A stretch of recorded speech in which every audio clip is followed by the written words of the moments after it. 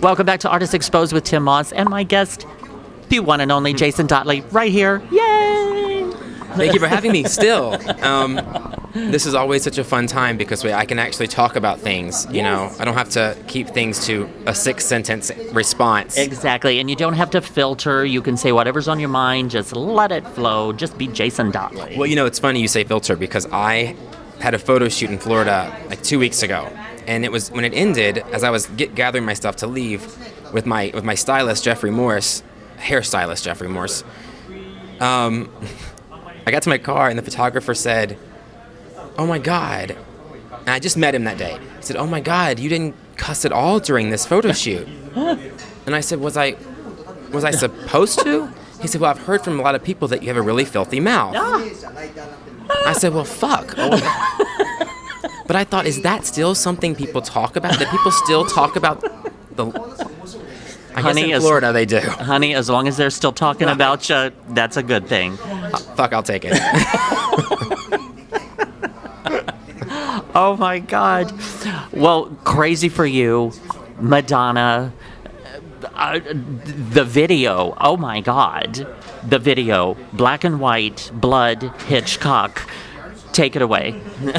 Well, you know, as an artist, sometimes I get an idea that I literally cannot move on to the next thing until I do it. Uh-huh. And this idea hit me late summer because I was listening to Crazy for You, and I heard the lyrics in a whole different way. Uh-huh. I thought to myself, God, these lyrics are kind of creepy. Yeah. Because it's very distant. It's very, you know, I see you through the smoky air. Yeah, right. Can't you feel the weight of my stare? Uh-huh. You're so close, but still a world away. I felt like this whole thing was somebody stalking or watching somebody, right?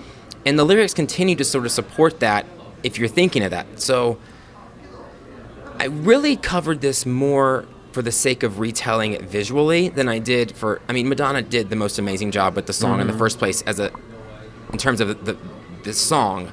But the video for that was actually just clips from Vision Quest, the film.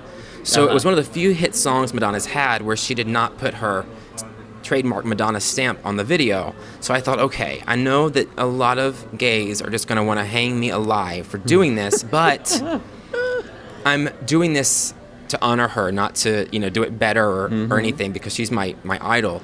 So the video was black and white, shot. Well, my director Wes Rowland suggested I shoot it a la Hitchcock, so that the violence would be less distracting. Mm-hmm. So it starts off, it's black and white, and I arrive at this guy's house. I watch him arrive from my car, and then I get out and I watch him through his window, and he's playing video games and drinking beer. Typical. We tried to establish I did not know this person, and it's hard without dialogue. So we felt like if we made him a straight-seeming guy, that perhaps you would think he wasn't an ex-lover, you know, that I was really just in my head. And then throughout the first part of the video, I'm fantasizing about being with him. So it cuts from me watching to us together and me watching. Then the second verse starts, and I'm in his house, in his bedroom. And the lyrics are, trying hard to control my heart. I walk over to where you are.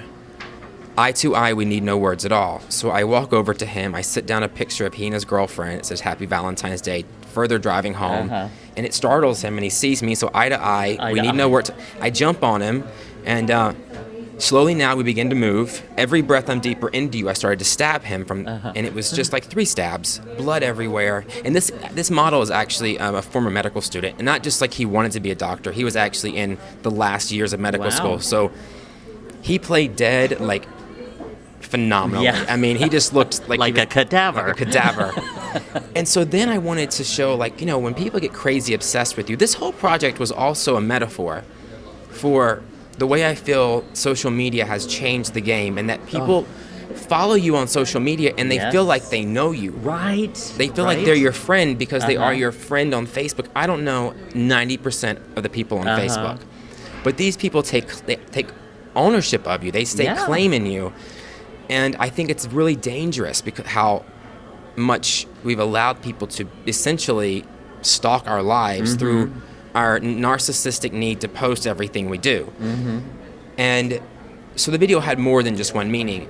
And so I kill him, and then I caress him, and we don't have sex or anything because I didn't want to go to that place. But it's the narcolepsy thing. Yeah, but I did kiss him gently, and that was so creepy. What I was trying to show is just how much this person, I wanted to treat him dead as I would have treated him alive. So right. It was soft. Could you have been together? Yeah, it was soft and sweet. And then at one point I lift him up, and I have 2 wedding bands on, and I take one off and I slide it on his dead finger. Like, I've got you, bitch, no matter what. Dead or alive. Finally, you're crazy mine. For you. And, that was the vision, and I couldn't get past it. For better or for worse, I couldn't get past it until I did it. So I assembled a team.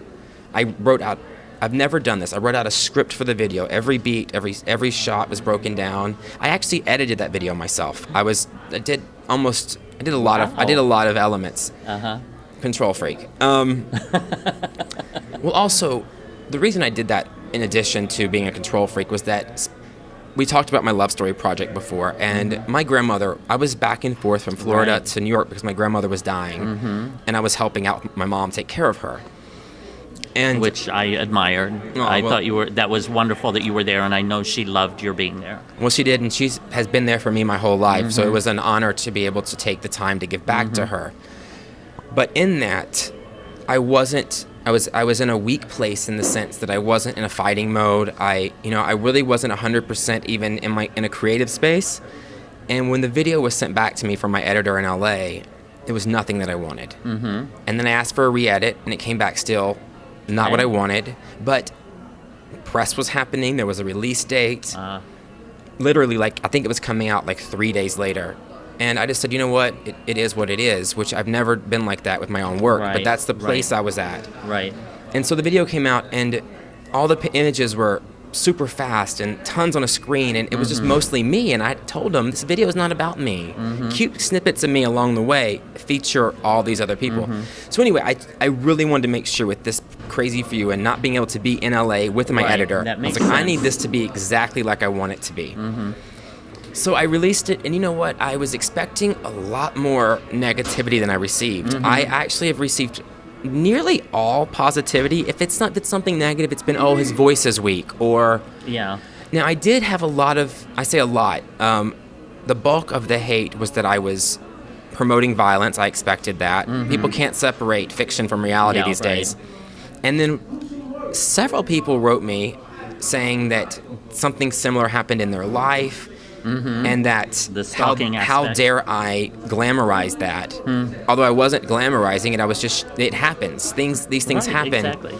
I actually lost my record promoter. I didn't lose him in the long run. He's on the next record, but Madonna and I share a record promoter. That's interesting irony. And I didn't lose it because of that. I actually lost it because he had a really dear friend get hurt that way, and he said, I love what you've done. I think it's incredible. He said, I'm going to make a call to someone else to handle this. He said, I can't promote this because I can't emotionally go back to that place. That's understandable. Yeah, it was totally respectable. And then I had a few people say things that were just ridiculous, like, well, when you wake up tomorrow and some gay man has killed another gay man and it's on CNN, you're to blame. And I thought, baby, I'm not that powerful. And then lastly, I heard this from enough people that I'm bringing it up because I don't understand it. They said, thank you for perpetuating the stereotype that gay relationships are violent. Oh. Am I missing something? Is that a stereotype I'm unaware of? If not, I'm making it one. Boom! So writhing around on a bloody corpse, that's okay, but all of these other aspects, okay. All the necrophilia didn't matter. It was just, what are you doing to the gay stereotype? And I feel like it's kind of a butch presentation. I don't know. People are really weird, and I'm weird. I don't mean it to be negative, but... I love it. And you certainly put a new perspective on Crazy For You. Well, speaking of things I don't understand, I'm obviously doing a lot of press right now. And almost every journalist asks me how my divorce inspired that video. Oh my God. I don't hide expressions very well, so this is kind of what they got. Well, after about the third time this came up, I called my publicist and I said, am I missing something here? Because I don't know how anyone is connecting my divorce to an older, married, kind, sweet, non-violent person to a music video where I am stalking a younger, beautiful guy and I kill him and wallow in his blood. Like, people just get really creative. Well, it's like I used to tell my English teachers. I was, I'm not going to brag, but I'll brag. I was a straight A 4.25 GPA student, and English and math were my two favorite subjects, and English was my favorite subject. And I always hated when the teachers would say, you know, what did this symbolism mean when so-and-so wrote about this? And I always thought, you have no idea. You have no idea, because just because that's what you see. Right.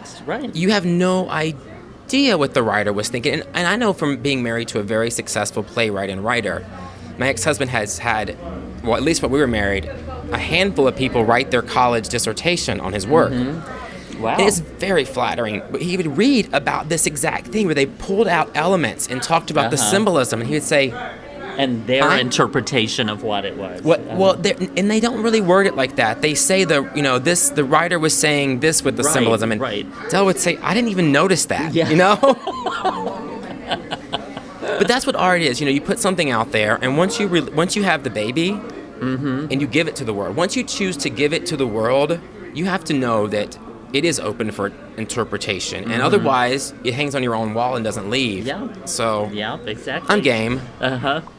Well, once again, I mean, Jason Dottley, thank you so much for being a work in progress. Until I die. Yes, I mean, and you've also mentioned several things, I mean, throughout your life, and I so appreciate your candidness, your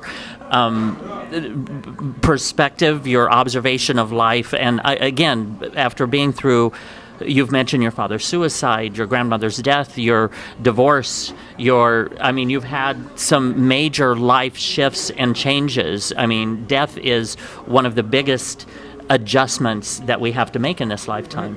But yet you're still moving forward and still creating and still coming up, and just keep trusting yourself. Well, I appreciate that. And you know what? It's interesting because after the video for Crazy for You was said and done, and I started to actually do interviews and talk about, my grandmother's passing away, I wondered if subconsciously I needed to address death in some way creatively to get past it. It wasn't a conscious thing, but it has weighed on me. The thought of that has weighed on me so heavily that there must be something about it. So I think the proper question is, how did the loss of your grandmother affect Crazy for You, not your divorce? Yeah, right. Well, also, and I feel open and comfortable discussing things with you candidly because I trust you.